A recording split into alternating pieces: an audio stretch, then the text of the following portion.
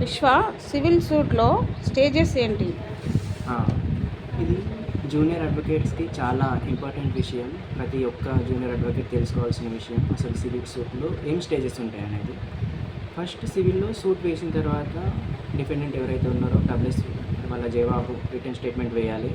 దాని తర్వాత కోర్టు వాళ్ళు ఎనీ కన్సిలియేషన్ ఏదన్నా మీ మధ్య రాజీ ఒప్పందం ఉందా అని కొంచెం టైం ఇస్తారు దానికి.